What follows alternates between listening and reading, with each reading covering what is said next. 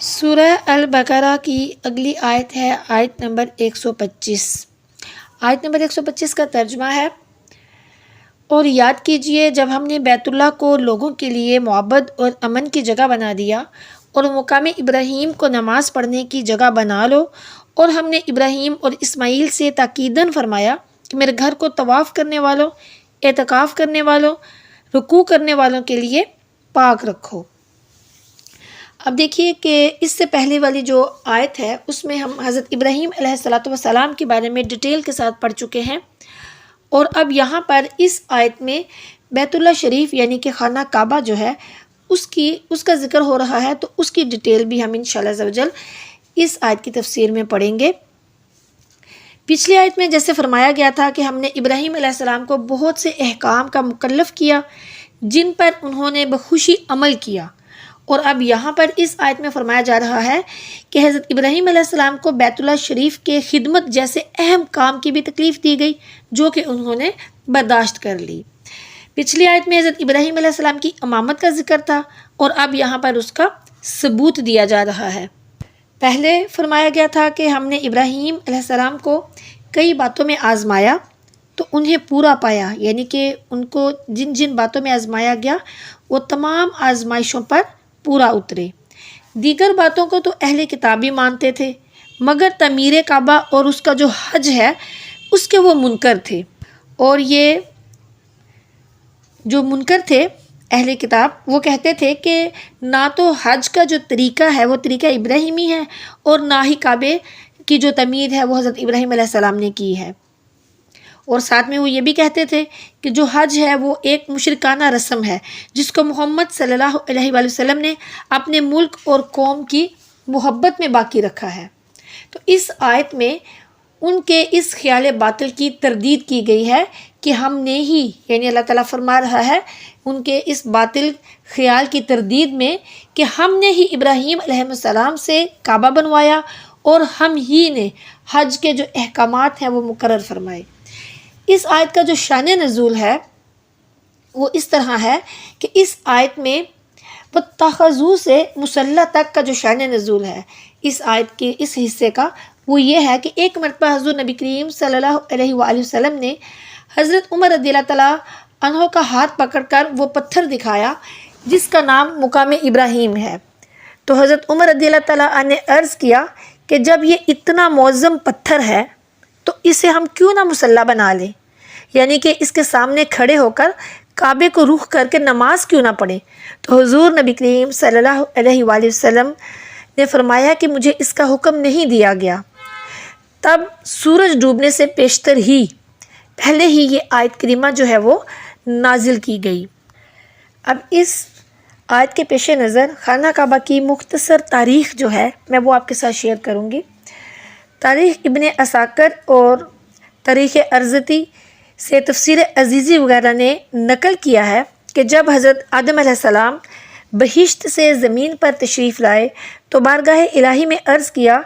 کہ خدایا میں یہاں زمین پر یعنی کہ نہ تو ملائکہ کی تسبیح اور تکبیر سنتا ہوں اور نہ ہی کوئی عبادت گاہ دیکھتا ہوں، جیسے کہ آسمان میں بیت المعمور دیکھتا تھا۔ بیت المعمور جو ہے وہ جہاں پر ابھی خانہ کعبہ ہے سیم اسی طرح آسمان پر بھی خانہ کعبہ ہے،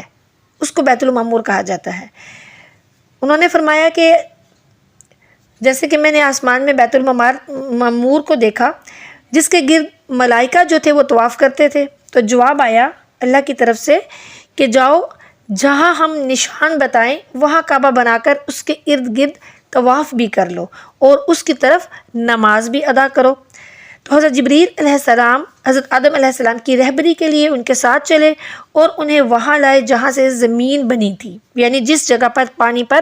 جھاگ پیدا ہوا تھا، اور پھر وہی جھاگ پھیل کر زمین بنی۔ اس کا واقعہ بھی انشاءاللہ آگے تفسیر میں سورہ آل عمران کی جو تفسیر ہے اس میں آئے گا۔ پھر حضرت جبریل علیہ السلام نے وہاں اپنا پر مار کر ساتوں زمین تک بنیاد ڈال دی، جس کو ملائکہ نے 5 پہاڑوں کے پتھروں سے بھرا کوہ۔ اب جو ملائکہ تھے انہوں نے 5 پہاڑ جو ہیں ان کے پتھروں سے اس کو بھرا، تو وہ 5 پہاڑ کون سے تھے؟ کوہ لبنان، کوہ طور، کوہ جودی، کوہ ہیرا اور طور زیتا۔ پھر ان سے بنیادوں کو بھر کر نشان کے لیے چاروں طرف کی دیواریں اٹھا دی گئیں۔ اس طرح پھر حضرت آدم علیہ السلام جو ہیں اسی طرف نماز پڑھتے رہے اور اس کا طواف بھی کرتے رہے۔ بعض روایات میں یہ بھی آیا ہے کہ خود بیت المعمور اتار کر اس بنیاد پر رکھ دیا گیا، تو گویا بنیاد دنیاوی پتھروں کی رہی اور جو عمارت ہے وہ بیت المعمور کی رہی۔ طوفان نوحی تک جو کعبہ معظمہ تھا وہ اسی حالت میں رہا، اور اس طوفان کے وقت وہ عمارت تو آسمان پر اٹھائی گئی اور یہ کعبے کی جگہ اونچے ٹیلے کی طرح رہ گئی، مگر لوگ جو ہیں وہ برابر برکت کے لیے یہاں آتے تھے اور آ کر دعائیں مانگتے تھے۔ پھر حضرت ابراہیم علیہ السلام کے زمانے تک کعبہ معظمہ اسی حال میں رہا۔ پھر جب حضرت اسماعیل علیہ السلام اور حضرت ہاجرہ رضی اللہ تعالیٰ عنہا اس میدان میں آ کر ٹھہرے، وہاں پر انہوں نے قیام کیا اور ان کی وجہ سے یہاں کچھ آبادی بھی ہو گئی، تو اس کا ذکر بھی آگے انشاءاللہ عز و جل اگلی آیت میں آئے گا۔ تو تب پھر حضرت ہاجرہ کے انتقال کے بعد حضرت ابراہیم علیہ السلام کو حکم ہوا کہ آپ حضرت اسماعیل علیہ السلام کو ساتھ لے کر یہاں عمارت کعبہ بنائیں۔ اس کی نشانی اسی طرح قائم فرمائی کہ ایک بادل کا ٹکڑا بھیجا گیا تاکہ اس کے سائے سے کعبے کی حد جو ہے وہ مقرر کر لی جائے۔ حضرت جبریل علیہ السلام نے اس سائے کی مقدار خط کھینچا اور حضرت ابراہیم علیہ السلام نے اس خط پر یہاں تک زمین کھودی کہ بنیاد حضرت آدم علیہ السلام کی جو بنیاد رکھی گئی تھی وہ نمودار ہو گئی، اور اس بنیاد پر جو عمارت ہے خانہ کعبہ کی پھر وہ بنائی گئی۔ حضرت ابراہیم علیہ السلام نے جو بنیاد بنائی پھر اس کی مقدار یہ تھی کہ اس کی بلندی 9 ہاتھ اور رکن اسود سے رکن شامی تک کی دیوار 33 ہاتھ اور رکن شامی سے رکن غربی تک کی دیوار 22 ہاتھ اور رکن غربی سے رکن یمانی تک 31 ہاتھ اور رکن یمانی سے پھر رکن اسود تک 30 ہاتھ۔ لہٰذا اس وقت یہ کعبہ مستطیل کی شکل میں تھا، جس کا طول عرض سے اور زیادہ اور خود طول کی شرقی غربی دیواروں میں ایک غیر محسوس سا فرق تھا۔ اس کا دروازہ زمین سے ملا ہوا جس میں کواڑ وغیرہ نہیں تھا۔ پھر حضرت ابراہیم علیہ السلام نے خانہ کعبہ کے اندر داہنی جانب ایک تغار سا بنا دیا جو کہ مثل خزانہ کے تھا، کہ کعبے کے لیے جو کچھ بھی نذرانے یا تحفے وغیرہ آئیں تو وہ اس میں رکھے جائیں۔ اس کے 2 دروازے تھے، ایک داخل ہونے کا اور دوسرا نکلنے کا، اور کعبہ بنانے والے حضرت ابراہیم علیہ السلام تھے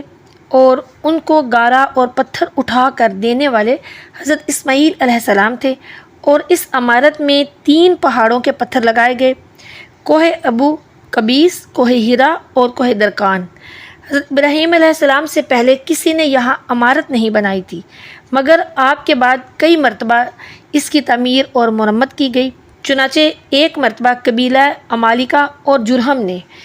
اسے بنایا، یعنی کہ خانہ کعبہ کو، پھر دوبارہ قصہ ابن کلاب نے اس کی تعمیر کی، جس میں چھت درخت مکل کی لکڑی کی بنائی گئی اور اس پر بجائے تختوں کے خرمے کی لکڑی ڈالی۔ جب حضور نبی کریم صلی اللہ علیہ وآلہ وسلم کی عمر مبارک 25 سال کی تھی تو پھر قریش کو اس کی تعمیر کرنا پڑی۔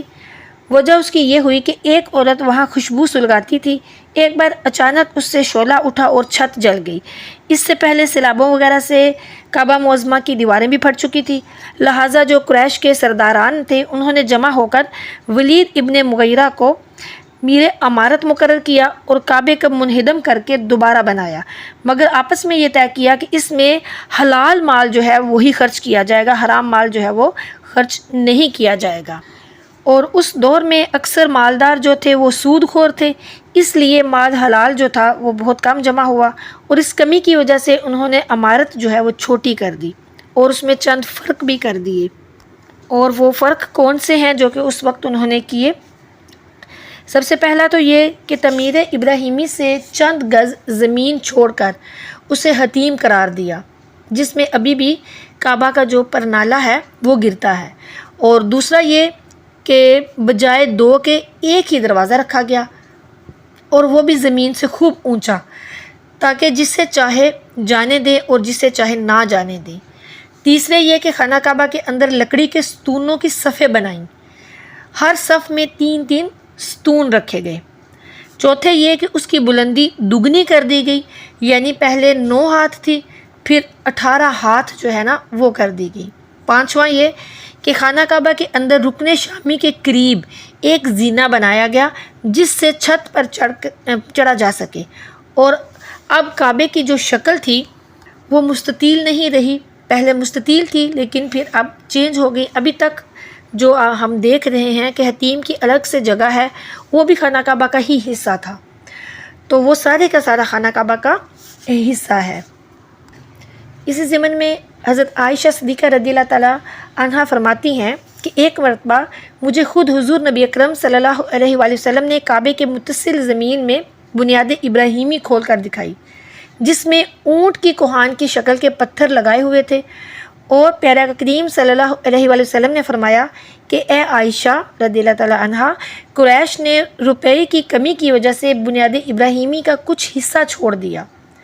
ابھی لوگ جو ہیں وہ نو مسلم ہیں، اگر ان کے بھڑک جانے کا اندیشہ نہ ہوتا تو ہم موجودہ کعبہ کو منہدم کر کے بنیاد ابراہیمی پر ہی اس کو مکمل بناتے۔ پھر اس کے بعد حضرت عائشہ صدیقہ رضی اللہ تعالیٰ عنہا کی جو روایت ہے اس کی وجہ سے حضرت عبداللہ ابن زبیر رضی اللہ تعالیٰ عنہ جو ہیں انہوں نے کعبہ معظمہ کو دوبارہ بنایا، اور انہوں نے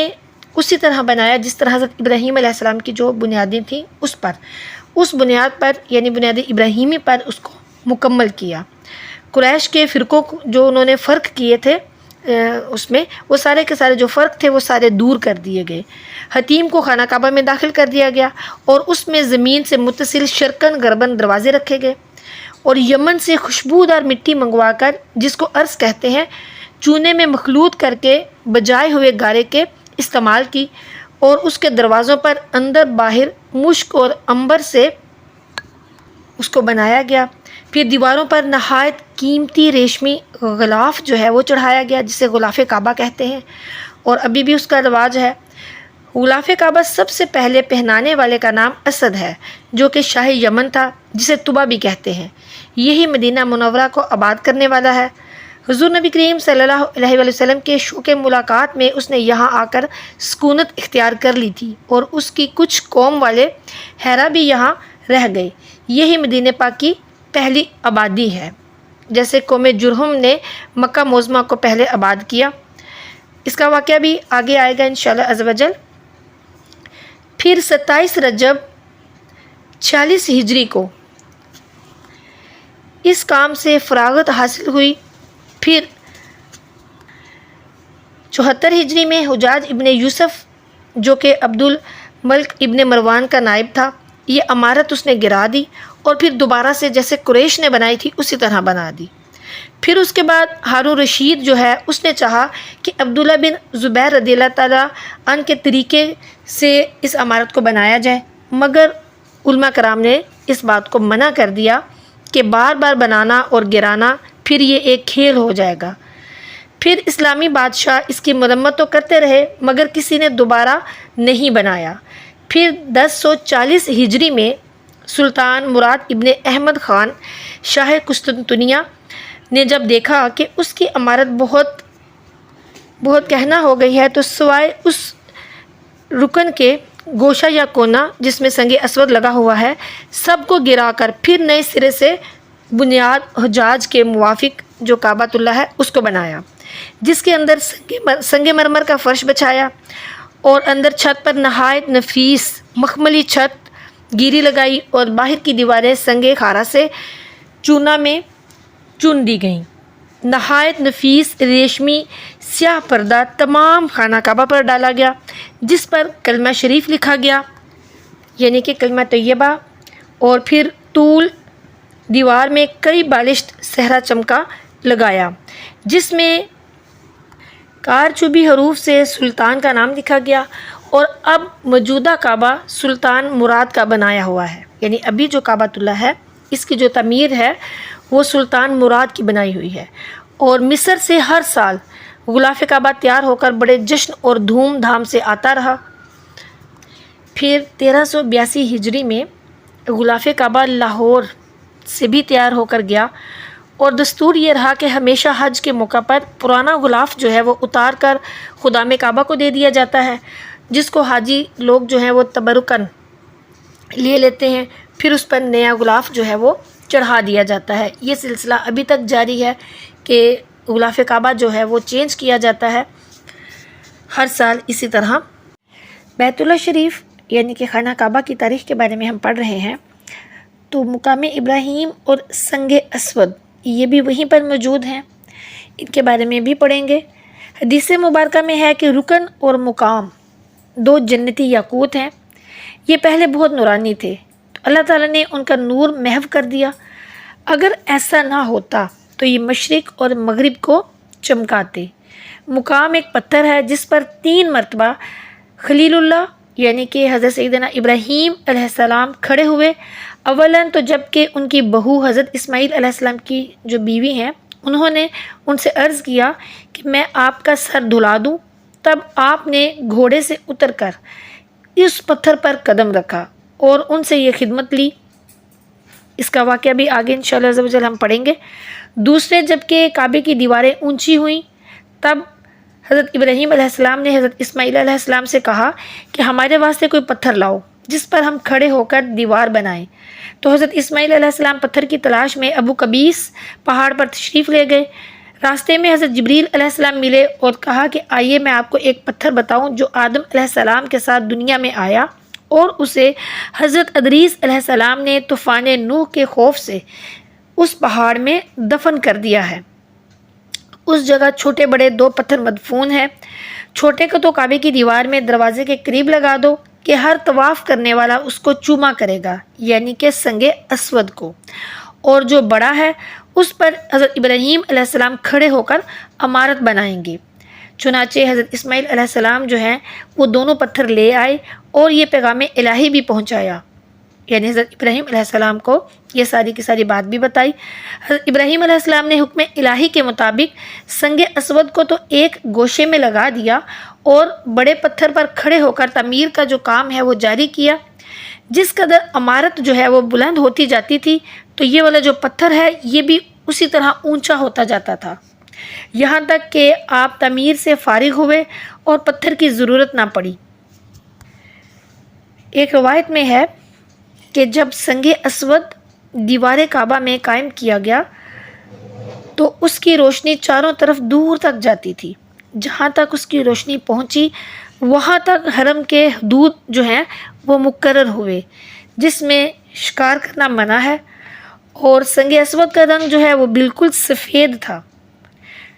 اور لیکن اب جو ہے آپ دیکھیں کہ اس کا رنگ سفید نہیں ہے، سیاہ ہے، تو یہ گناہوں کی وجہ سے یعنی گنہگار جو ہیں ان کے ہاتھوں یہ سیاہ ہوا۔ حجر اسود جو ہے وہ دودھ سے بھی زیادہ سفید تھا، جسے کہ اولاد آدم کے گناہوں نے سیاہ کر دیا۔ حضرت ابن عباس رضی اللہ تعالیٰ عنہ بیان کرتے ہیں کہ حضور نبی اکرم صلی اللہ علیہ وآلہ وسلم نے فرمایا کہ حجر اسود جنت سے آیا تو دودھ سے بھی زیادہ سفید تھا اور اسے بنو آدم کے گناہوں نے سیاہ کر دیا۔ اور تیسرے جب کہ حضرت ابراہیم علیہ السلام تعمیر سے فارغ ہوئے تب بحکم الہی کوہ ابو قبیس پر بھی مقام ابراہیم رکھا گیا اور اس پر چڑھ کر چاروں طرف آواز دی کہ اے اللہ کے بندو حج کے لیے آؤ، جس کا ذکر خود قرآن پاک میں ہے سورہ حج کی آیت نمبر 27 میں۔ اور یہ آواز جو ہے قیامت تک پیدا ہونے والی روحوں نے سنی، جو روحیں خاموش رہیں انہیں حج نصیب نہیں ہوگا، اور جس روح نے جتنی مرتبہ لبیک کہا وہ اتنے ہی حج کرے گا۔ اس وقت اسی پتھر میں حضرت خلیل اللہ کی انگلیوں کا نشان جو ہے وہ نمودار ہو گیا۔ بہت عرصے تک لوگوں نے یہ نشان دیکھا، مگر چومنے والوں کی کثرت سے وہ جو نشان ہے وہ کچھ محو ہو گیا۔ اب بھی کچھ خفیف سا نشان باقی ہے۔ پہلے یہ پتھر خانہ کعبہ کے متصل رکھا ہوا تھا۔ حضرت عمر رضی اللہ تعالیٰ عنہ کے زمانے میں ایک عظیم سیلاب آیا جس کا نام ہے سیل نحشل۔ اس سیلاب سے یہ پتھر اپنی جگہ سے ہٹ کر دور جا گرا۔ حضرت عمر رضی اللہ تعالیٰ عنہ جو ہیں وہ خود تشریف لائے اور مطاف کے کنارے چاہ زمزم کے پاس اس کو رکھا اور اس پر ایک پتھر کی عمارت بنا دی۔ اب تک وہی عمارت جو ہے وہ وہاں موجود ہے اور اسی جگہ پر یہ پتھر بھی موجود ہے۔ اس کے سامنے کچھ تھوڑی جگہ اور پاٹ دی گئی جس میں آگے پیچھے کل 12 آدمی جو ہیں وہ نماز ادا کر سکتے ہیں۔ مکہ مکرمہ کی چونکہ بہت زیادہ فضیلت ہے، مکہ مکرمہ میں 15 جگہ ایسی ہیں جہاں پر دعا بہت قبول ہوتی ہے۔ مفتی احمد یار خان نعیمی جو ہیں وہ فرماتے ہیں کہ مکہ مکرمہ میں 15 جگہ پر دعائیں قبول ہوتی ہیں۔ ملتزم یعنی کہ سنگ اسود اور دروازہ کعبہ کے درمیان، مزاب یعنی کہ کعبہ معظمہ کے پرنالے کے نیچے دعا قبول ہوتی ہے، پھر رکن یمانی کے پاس دعا قبول ہوتی ہے، صفا مروہ کے درمیان دعا قبول ہوتی ہے، سنگ اسود اور مقام ابراہیم کے پاس خانہ کعبہ کے اندر دعا قبول ہوتی ہے، منی شریف میں دعا قبول ہوتی ہے، مزدلفہ میں، عرفات میں، 3 جمروں کے پاس اور چاہے زمزم پر، اور زمزم کا جو ہے وہ اس کو پیتے وقت، یہ وہ ساری جگہیں ہیں جہاں پر کہ دعائیں قبول ہوتی ہیں۔ آپ سب میں سے جس کو بھی حاضری کی توفیق نصیب ہو تو وہ ان تمام جگہوں پر دعائیں ضرور مانگیں اور پوری امت کے لیے دعائیں مانگیں۔ یہ تھی خانہ کعبہ کی تاریخ، مقام ابراہیم اور حجر اسود جو ہے اس کی تاریخ مختصر میں نے آپ کے ساتھ شیئر کی۔ اب جو آیت ہم پڑھ رہے تھے، آیت نمبر 125، اس آیت کا جو خلاصہ ہے وہ یہ ہے، یعنی کہ ایک مرتبہ پھر سے میں آپ کو اس آیت کا، اسی آیت کا جو کہ ہم پڑھ رہے ہیں اسی کی تفسیر میں ہم نے یہ سارا کچھ پڑھا، تو اس آیت کی جو ترجمہ ہے ایک بار پھر آپ کے ساتھ شیئر کروں گی، پھر اس کے بعد اس کا خلاصہ تفسیر جو ہے یعنی اس آیت کا وہ بتاؤں گی۔ آیت کا ترجمہ ہے کہ اور یاد کیجئے جب ہم نے بیت اللہ کعبہ کو لوگوں کے لیے معبد اور امن کی جگہ بنایا، اور مقام ابراہیم کو نماز پڑھنے کی جگہ بنا لو، اور ہم نے ابراہیم اور اسماعیل سے تاکیداً فرمایا کہ میرے گھر کو طواف کرنے والوں، اعتکاف کرنے والوں، رکوع کرنے والوں کے لیے پاک رکھو۔ اب اس آیت کا جو خلاصہ تفسیر ہے وہ یہ ہے کہ اللہ تعالیٰ فرما رہا ہے کہ اے نبی صلی اللہ علیہ وآلہ وسلم، ان کو یہ بھی یاد دلا دو کہ ہم نے اس مبارک گھر کو ہمیشہ سے لوگوں کی زیارت گاہ اور مقام ثواب بنایا، کہ ہمیشہ سے لوگ جو ہیں وہ یہاں پر جمع ہوتے ہیں اور بھیکاری ثواب سے اپنا دامن مراد بھر کر لے جاتے ہیں اور ہر مصیبت میں اسی کی طرف رجوع کرتے ہیں۔ چونکہ یہ لوگوں کے اجتماع کی جگہ تھی اس لیے ہم نے یہاں امن رکھی، یعنی اللہ تعالیٰ فرما رہا ہے کہ خانہ کعبہ میں ہم نے امن رکھی، یعنی خانہ کعبہ جو ہے وہ امن کی جگہ ہے، کہ یہاں پر نہ تو کوئی مسافر لوٹا جائے، نہ مارا جائے، اور نہ یہاں عام وبائی امراض جو ہیں وہ پھیلیں، اور نہ جانوروں کو تکلیف اور ایذا پہنچے، اور نہ اسے کوئی ویران اور برباد کر سکے، کیونکہ یہ چیزیں اجتماع کو توڑنے والی ہیں۔ اور چونکہ یہاں وہ پتھر بھی ہے جس پر کھڑے ہو کر حضرت خلیل اللہ یعنی کہ سیدنا ابراہیم علیہ السلام نے کعبہ شریف جو ہے وہ بنایا، اور اس پتھر کو حضرت خلیل اللہ کی پاپوشی کا شرف حاصل ہوا، لہٰذا ہم نے اس کی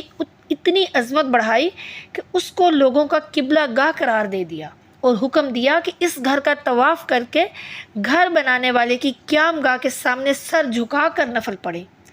اور یہ آج کی بات نہیں بلکہ حضرت ابراہیم علیہ السلام کو بھی حکم دیا کہ میرے اس گھر کو گندگیوں سے،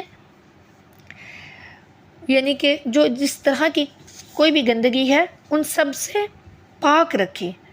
گھناؤنی چیزوں سے، تھوک، خون، کواڑ وغیرہ، کوڑے وغیرہ سے، ہر چیز سے بیت اللہ شریف کو پاک اور صاف رکھنا، یہ اللہ تعالیٰ نے حضرت ابراہیم علیہ السلام کو بھی فرمایا، اور قیامت تک کے تمام مسلمانوں کے لیے بھی ہے، تاکہ اس میں طواف کرنے والے اور اعتکاف کرنے اور نماز پڑھنے والے جو ہیں وہ آسانی سے بے تکلف عبادات جو ہیں وہ بجا لا سکیں۔ اب دیکھیں کہ اس آیت سے ہمیں چند طرح کے فائدے حاصل ہوتے ہیں۔ پہلا فائدہ تو یہ ہے کہ بزرگوں کی چیزوں کی تعظیم کرنا اور ان سے برکت لینا، یہ قرآن پاک سے ثابت ہے، اور ساری امت کا اس پر عمل۔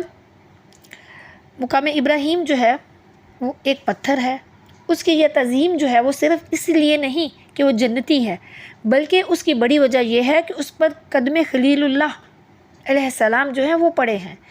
اس لیے زمانہ ابراہیمی سے پہلے اس کی وہ تعظیم نہیں ہوتی تھی جو کہ اب ہے، کہ تمام لوگوں کے سر جو ہیں وہ اس کی طرف جھکتے ہیں۔ اس لیے قرآن پاک نے اس پتھر کو مقام ابراہیم کہا،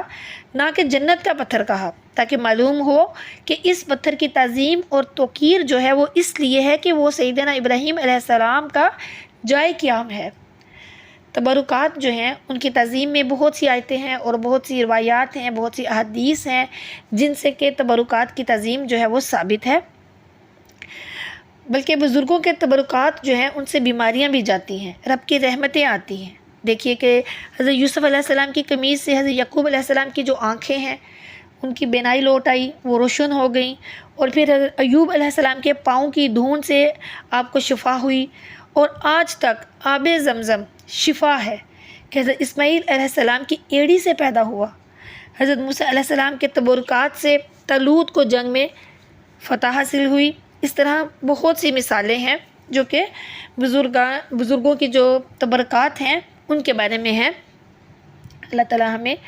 بھی ان تبرکات سے فیض یاب فرمائے، آمین۔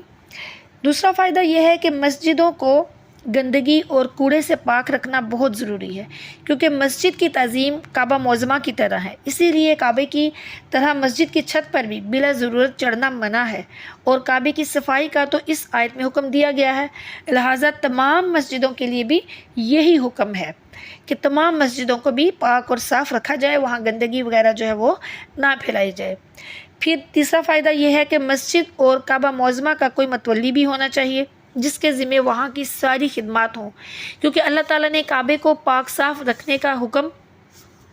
حضرت سیدنا ابراہیم اور سیدنا اسماعیل علیہ السلام کو دیا کہ وہ اپنے اہتمام سے کریں۔ پھر مسجدوں میں اعتکاف، نماز وغیرہ یہ دینی کام ہی کرنے چاہیے، کیونکہ اس آیت میں یہ بتا دیا گیا کہ یہ صفائی اعتکاف کرنے والوں اور نمازیوں کے لیے ہے۔ پھر یہ کہ مسافروں کو ہر مسجد اور مسجد حرام میں ٹھہرنا اور سونا وغیرہ جو ہے وہ سب جائز ہے، کیونکہ عاکفین کے معنی مسافرین بھی کیے گئے ہیں۔ پھر تمام مسجدیں بلکہ سارے سجدے کعبہ معظمہ کی طرف ہونے چاہیں، کیونکہ اس آیت میں بتایا گیا ہے کہ ہم نے کعبے کو لوگوں کا جائے رجوع بنایا۔ لوگوں کے رجوع کرنے کی دو صورتیں ہیں، ایک یہ کہ وہاں جا کر حج ادا کریں، دوسرے یہ کہ ہر جگہ سے ادھر رخ کر کے سجدہ ادا کریں۔ پھر یہ کہ جو مجرم حرم شریف میں جا کر امن لے لے، اسے نہ تو وہاں گرفتار کر سکتے ہیں اور نہ ہی وہاں پر سزا دی جا سکتی ہے، بلکہ اس تک رزق وغیرہ نہ پہنچنے دیں تاکہ وہ خود مجبور ہو کر وہاں سے نکلے، کیونکہ وہ مقام امن میں ہے، کیونکہ خانہ کعبہ کو مقام امن کہا گیا ہے۔ تو اس کو سزا جب دی جائے گی تو جب تک وہ وہاں رہے گا تب تک نہیں دی جائے گی، جب تک کہ وہ وہاں سے نکل نہ جائے۔ تو اس کو نکالنے کا طریقہ یہ ہے کہ اس تک سہولتیں نہ پہنچائی جائیں، رزق وغیرہ نہ پہنچنے دیا جائے، تاکہ وہ مجبور ہو باہر نکلے اور جو بھی اس کی سزا ہے اس کو دی جا سکے۔ پھر یہ کہ اس آیت کے شان نزول سے معلوم ہوا کہ حضرت عمر فاروق رضی اللہ تعالیٰ عنہ جو ہیں نہ تو تبرکات بزرگان دین کے خلاف تھے، نہ انہیں مٹانا چاہتے تھے، کہ جیسے کہ مقام ابراہیم جو کہ حضرت ابراہیم علیہ السلام کی یادگار اور ان کا تبرک ہے، حضرت عمر فاروق رضی اللہ تعالیٰ عنہ کی رائے سے عظمت والا اور مسلح بنا، یعنی انہوں نے فرمایا تو وہ وہاں پہ مسلح بنا دیا گیا۔ پھر بیت الرضوان کا جو درخت ہے وہ بھی حضرت عمر فاروق رضی اللہ تعالیٰ عنہ جو ہیں انہوں نے بالکل بھی نہیں کٹوایا تھا، بلکہ اصل درخت جو تھا وہ گم ہو گیا تھا، تو لوگوں نے دوسرے درخت کی زیارت شروع کر دی، تو حضرت عمر فاروق رضی اللہ تعالیٰ عنہ جو ہے انہوں نے اس غلط فہمی کو دور کرنے کے لیے وہ جو دوسرا درخت تھا وہ کٹوایا۔ پھر یہ کہ عین نماز کی حالت میں بزرگوں کے تبرکات کی تعظیم جائز ہے۔ اب دیکھیے کہ جو نماز مقام ابراہیم کی طرف ہوگی اس میں نماز کی حالت میں اس پتھر کا احترام بھی ہوگا۔ حضرت سیدنا صدیق اکبر رضی اللہ تعالیٰ نے بحالت نماز حضور نبی کریم صلی اللہ علیہ وسلم کا ادب کیا، خود مصلی سے پیچھے آ گئے۔ حضور نبی کریم صلی اللہ علیہ وسلم نماز کے درمیان ہی امام ہوئے، تو اس بات سے وہ لوگ بھی عبرت حاصل کریں کہ جو کہتے ہیں کہ نماز میں نبی کریم صلی اللہ علیہ وآلہ وسلم کا خیال کرنا یہ غلط ہے۔ بہت سی عجیب سی باتیں کرتے ہیں، کچھ لوگوں نے اپنی کتابوں میں اس بارے میں لکھی ہوئی ہیں۔ اللہ تعالیٰ ان لوگوں کو ہدایت عطا فرمائے، آمین۔ اب دیکھیں کہ جب مقام ابراہیم جو ہے اتنا قابل عزت ہے، کیوں قابل عزت ہے کہ حضرت ابراہیم علیہ السلام کا جو قدم مبارک ہے اسے لگ گیا، تو یہاں پر یہ بات سمجھیے کہ نبی کریم صلی اللہ علیہ وآلہ وسلم، ان کے ازواج مطہرات، صحابہ کرام، اہل بیت اعظام، ان کی توقیر، ان کی عزت اور ان کی عظمت کا پھر کیا کہنا کہ انہیں حضور نبی کریم صلی اللہ علیہ وآلہ وسلم سے قرب رہا، تو ان کے عزت اور احترام نبی کریم صلی اللہ علیہ وآلہ وسلم کے بعد سب سے بڑھ کر ان کے اہل بیت اور صحابہ کرام ہیں۔ جو لوگ صحابہ کرام کے بارے میں بغض رکھتے ہیں یا جو اہل بیت کے بارے میں بغض رکھتے ہیں، ان کو اللہ تعالیٰ ہدایت عطا فرمائے اور ان کو عبرت حاصل کرنی چاہیے، ان کو سوچنا چاہیے کہ وہ کن کے ساتھ کیا سوچ رہے ہیں اور کیا کر رہے ہیں۔ حضور نبی کریم صلی اللہ علیہ وآلہ وسلم کی ازواج مطہرات، اہل بیت، صحابہ کرام، ان سب کی عزت اور توقیر ہر مسلمان پر جو ایمان والا ہے وہ لازم ہے۔ اللہ تعالیٰ ہمیں ان سب کی عزت اور توقیر کرنے کی توفیق عطا فرمائے، علم دین سیکھنے کی، سیکھ کر اس پر عمل کرنے کی اور دوسروں تک پہنچانے کی توفیق عطا فرمائے، آمین۔ صوفیہ کرام نے اس آیت کی تفسیر بہت خوبصورت انداز میں کی ہے۔ فرماتے ہیں کہ جو قلب ہے وہ کعبہ ہے، یعنی جو انسان کا دل ہے وہ کعبہ ہے، جس کو ما سوا اللہ کی گندگی سے پاک رکھنے کا حکم ہے، یعنی کہ قلب میں صرف اللہ ہو، اس کے علاوہ ہر قسم کی گندگی، ہر چیز جو ہے وہ ختم ہو جائے، صرف ایک اللہ ہی قلب میں رہے۔ اس کے عبادت کرنے والے کو حکم ہے کہ اس کعبے کو تمام غیروں سے پاک کر دے، تاکہ یہاں پر انوار الہی جو ہے وہ اعتکاف کرے اور اسرار رحمانی یہاں تک پہنچے۔ جو بندہ اس درجے کو پہنچ گیا وہی حقیقت رب کا ساجد ہے۔